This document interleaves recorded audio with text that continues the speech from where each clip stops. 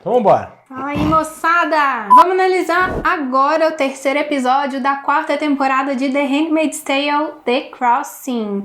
E vamos logo que tem muita coisa pra falar. Vocês repararam que esse episódio foi dirigido pela Elizabeth Moss? Foi a primeira vez que ela dirigiu um episódio da série. Ela vai dirigir mais 2. O 8º episódio, que vai se chamar Testimônio. Já se chamou. Tá gravado. E o 9º, que é Progress.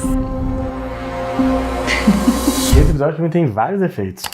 Pode começar? Pode. Pra começar, eu acho que, de fato, agora a gente chega na quarta temporada de Handmaid's Tale com muitas mortes desnecessárias sendo exibidas graficamente na tela. Então aquelas duas Martas, pra começar, que são empurradas do último andar lá do centro de tortura, onde a June está hospedada, onde ela está encarcerada, onde a June está encarcerada, é completamente desnecessário. Não precisa mostrar o cara indo lá, aquele sádico, safado, né, o torturador, lá empurrando as duas mulheres lá de cima, não tem o menor sentido. E mais uma vez a gente tem aquele velho problema de Handmaid's Tale, que é, praticamente todas as pessoas não brancas dessa série morrem, assassinadas de uma forma brutal. Você tá falando que a morte da Beth e da Sienna foi desnecessário, o assassinato delas, né? A morte é desnecessária e mostrar isso em tela do jeito que é mostrado é mais desnecessário ainda. Principalmente porque a gente já vem de 3 temporadas em que a gente tem muitas cenas de mutilação, cenas de sofrimento e tudo mais. Algumas críticas e algumas pessoas, né, apontam que virou um pornô de tortura, que só mostra o sofrimento de mulheres e tudo mais. Até a 3ª temporada eu ainda tava assim, ok, eu discordo das opiniões, acho válidas, acho que, né, as pessoas têm relações diferentes com as obras, com as séries, mas da agora, tipo, o 3º episódio, 4ª temporada, de novo, assim, mais uma vez um cara mostrando um sujeito empurrando a mulher do último andar e ela caindo lá embaixo. No final a gente vai ter ainda aquelas duas mortes. Enfim, são coisas meio desnecessárias mesmo. Eu acho que a June já tinha sido torturada de muitas formas por muito tempo. E logo depois disso, ela vai revelar o que querem que ela revele por conta de colocarem a Hannah lá. Então eu também acho que não precisava dessa cena. Além de achar que ficou um pouco mal explicado porque essas duas personagens eram Martas do Lawrence, da casa do Lawrence, e elas estavam juntas lá naquele momento em que foram levar as crianças pro avião. E várias Martas foram pro Canadá. Por que elas não foram pro Canadá? E se elas estavam junto com as aias que estavam lá atacando o guardião, tacando pedra, elas estariam juntas com as aias. Então, assim, pra onde elas foram, coisa muito mal explicada de colocarem essas duas personagens ali. Tem outra coisa, esse centro de tortura sempre existiu, ele foi criado recentemente, ele faz parte de um novo sistema que Gilead vai usar para poder prender os dissidentes, né, as pessoas que discordam do sistema, que nunca ouviu-se falar deste centro durante as 3 temporadas anteriores. Parece que é uma grande novidade construída aí para esse novo momento em que a resistência está ganhando cada vez mais força e as atitudes da June estão influenciando negativamente o sistema de Gilead.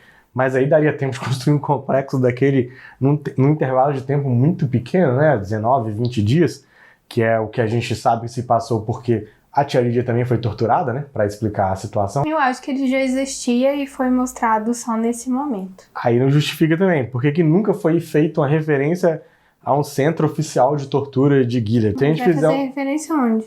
Ué, qualquer, tipo, você... O DOPS era fazer referência? Não, assim? todo mundo sabia que existia o DOPS. Todo mundo sabia que existiam os porões nas delegacias e tudo mais. Eu acho que para um sistema que é uma ditadura que controla totalmente a informação, eu acho que teria que ter divulgado. São duas coisas, não é divulgado. A Gilead não vai falar assim, nós temos um centro de tortura e onde as pessoas vão ser levadas para lá para serem torturadas. O negócio é, em nenhum momento, ninguém, nem Martas de resistência, nem esposas, nem comandantes, nem tia Lídia, ninguém fala uma referência a um centro prisional de Gilead. Ninguém fala assim, há um complexo penitenciário e você pode ir para lá se você fizer coisas erradas. Não, as punições sempre foram restritas quase que ao Centro Vermelho, onde a tia Lídia tinha o comando total, ou dentro da própria casa do comandante, quando ele definiu o castigo que ele ia dar para as mulheres, né? Então eu achei muito mal explicada a existência desse lugar. Além do que, aquele cara sádico, para mim também, perde muito da força, porque assim, de sadismo a gente já viu que o sistema de Gilead é capaz de quase tudo. Ficou um cara meio gratuito, assim, ele é uma figura extremamente abjeta, grotesca, é um cara que desperta muito ódio, porque ele se diverte, né? Ele tem um prazer mesmo em fazer aquilo, em torturar as pessoas lá nesse centro prisional. Mas daí qual que é a diferença dele para um Fred da vida, que as atitudes dele praticamente condenam à morte ou à mutilação várias mulheres? Esse é o momento em que a June sofre alguma punição, alguma consequência. A gente comenta aqui que às vezes ela escapa muito, né? Sim, é terrível, né? Não que eu esteja dizendo que ela merece algum tipo de consequência, mas é uma coisa diferente da série, assim. Apesar de que no final ela consegue fugir. Esse momento lembra muito passagens da história real. Se a gente compara com relatos da ditadura militar no Brasil, tem muita coisa ali identificável, né? Alguns tipos de tortura, o uso de crianças para torturar os pais, que é uma coisa terrível e que a gente vê na série também. O próprio cara que é um torturador é um tenente, a tia Lídia deixa isso claro, né? Assim, é um militar que tá fazendo aquilo lá. E tem uma tortura psicológica muito forte, né? Começa com as duas Martas, depois tem aquele jantar com o Lawrence, né? Dá muita raiva do Lawrence pensar assim, o cara fez a mesma coisa que ela, só que ele tem um certo poder e ele vai trocando as informações e o que ele pode trocar, ele troca pra se livrar. Então ele tá numa situação que nem se compara, né, com o que acontece com a June, com o que a tia Lídia planeja pra ela. E depois chegando na Hannah, que é algo que é lógico que eles iam fazer, que não surpreende tanto, mas surpreende a Hannah se assustando com a June. A Mackenzie fala lá no primeiro episódio da terceira temporada, para de vir aqui, para de procurar a Hannah,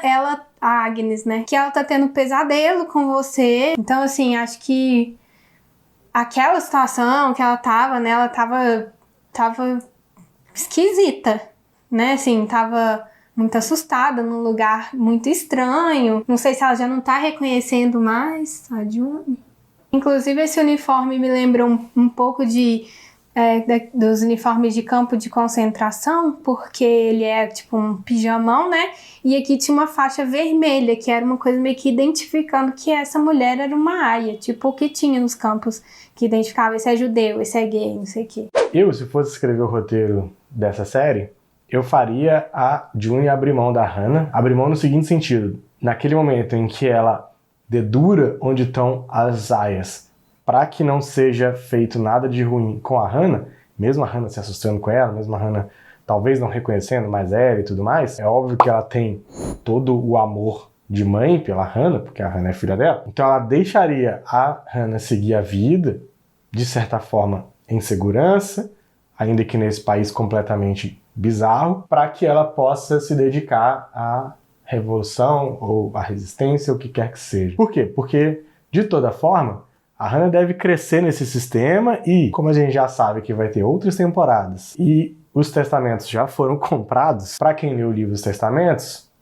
aqui vai um grande spoiler novamente, a Hannah é resgatada de Gilead. Ela passa muitos anos em Gilead. Então ela vai abrir mão de algo que pra ela não tem nem como mensurar em valor, não tem nem como falar assim, é muito valioso. Não, é a vida da filha dela. Se ela não dedurasse as aias, eles iam castigar a filha dela. Que jeito que eles iam castigar a filha dela? Conhecendo o regime completamente sádico que é de Gilead, dá pra imaginar as coisas mais atrozes. Então ela abre mão de uma vida da filha dela junto com ela mesma, para poder se dedicar à revolta. E aí, quem sabe, resgatar de novo a filha dela lá na frente, né? Eu não vejo outra solução, não vejo como ela pode continuar insistindo em tentar resgatar a Hannah. Já tentou ir lá na casa, aí já tentou ir na escola, já tentou com a Marta da Hannah foi assassinada, já foram muitos tipos de tentativa e depois levaram a Hannah para longe, aí a Hannah não reconhece ela.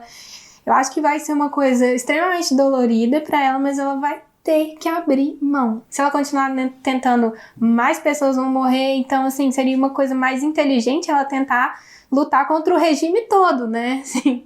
E depois ver o que faz, né? Mas vai dar tudo certo pra Hannah. Ela vai ficar bem. Tem uma coisa interessante nesse episódio que é o que o Lawrence fala, né, sobre as crianças. É o que a gente já fica falando, né, tiraram 86 crianças, é o mais precioso, é o que é querido lá em Gilead. Mas não é. O que é? É o poder. Eles querem ter o poder. Tirar crianças de lá é tirar o poder dele. É mostrar que eles têm falhas e que tem gente querendo fugir de lá, tem gente querendo tirar as pessoas de lá. E aí, antes da gente chegar no finalzinho do episódio, com mais 2 mortes completamente inexplicáveis, eu não sei porquê. Na verdade, são mais de 2. Tem uma aia figurante, né, que leva um tiro São primeiro. 4, na verdade. Porque tem 2 aias que morrem baleadas, depois as outras 2 morrem na turbina do trem. A gente tem um momento mais não sei nem como é que caracterizaria aquele momento. Apaguei da memória. Que é aquele beijo ridículo do Nick com a June. Olha, não é segredo pra ninguém aqui que a gente é anti-June com o Nick, né? A gente acha extremamente inaceitável esse romance que tentam enfiar aí, essa história de amor totalmente inadequada, um cara abusador, né, que fica assim, indo e voltando, ele não é confiável, aí ele some, aí ele reaparece. E essa cena, além de tudo, é muito brega demais. A June vai andando, aí ela volta pra dar o beijo, sabe? Isso é uma coisa tão clichê. Ele era um motorista de um comandante, aí agora ele se tornou um comandante. Seria mais ou menos como se alguém torcesse pra ficar com o Fred, porque os dois criam um certo relacionamento de empatia um pelo outro, né? Começa a entender enfim. Qual que é a diferença prática, né, do Nick? Ele falar que, eu sou legal. Eu gosto de você. Agora tá. Mas aí, por fim, a gente chega nesse grande finale com a morte da Brianna e da Alma atropeladas pelo trem. E antes dela morrem 2 aias coadjuvantes que são baleadas pelo motorista do carro que elas param, né? Aí, de novo, pra mim foram mais 2 mortes, assim, muito chocante e sem nenhuma explicação. Por quê? Pra criar aquela cena final delas dando a mãozinha lá dentro do ginásio. Não precisava delas morrer pra aquilo. Ia ser tão impactante quanto. É bem chocante mesmo. Eu fiquei alguns minutos chorando depois. Por causa dessa cena final, realmente, assim. Delas cochichando, delas dando a mão, assim, é uma história bonita. O que eu acho mais interessante desse momento é o fato delas saírem do carro. Porque em outra situação elas nunca teriam feito isso, como se elas tivessem criado uma coragem que não existia antes. A própria Janine tem um momento que a June fala pra tia Lídia: a Janine não gosta mais de você, não te respeita, uma coisa assim, né? Assim, ela agora entende quem é você, não tem nenhum laço, né? Porque a tia Lídia forçava um laço com ela, deu o tapa-olho novo pra ela, batia, assoprava. E aí agora a Janine, largou mão, assim. Tem outra coisa que foi criada nesse episódio, que foi a Colônia das Madalenas, um lugar onde as aias seriam colocadas, aias criminosas, rebeldes, subversivas, para trabalhos forçados, as mulheres que ainda fossem férteis, né, assim, que ainda servissem a esse sistema, porque agora tinha poucas crianças. E as cerimônias continuariam acontecendo, elas continuariam sendo estupradas todo mês, né? Aí eles só inventaram um modelo mais perverso ainda do que botar essas aias dentro das casas dos comandantes. Foi um episódio que, pra mim, exagerou na violência gratuita e nota 5, 4. 3,5. Nossa, agora eu já não tô gostando mais. Tira a parte que eu falei que eu gostei. Eu não tinha pensado nisso das aias morrerem e ser uma coisa muito desnecessária. Parece que é pra Janine e a June conseguirem fugir, sabe? Porque se tivessem muito número, ou só pra emocionar a gente naquele negócio final, pra forçar uma emoção, forçar um choro, eu chorei. Mas aí não é muito difícil, né? Não. Então é isso. O último dos 3 primeiros episódios. Vamos continuar conversando aqui nos comentários. Diz pra gente o que vocês acharam, se discordam, se tem alguma coisa aí que querem comentar, a gente continua conversando. Tchau. Até o próximo.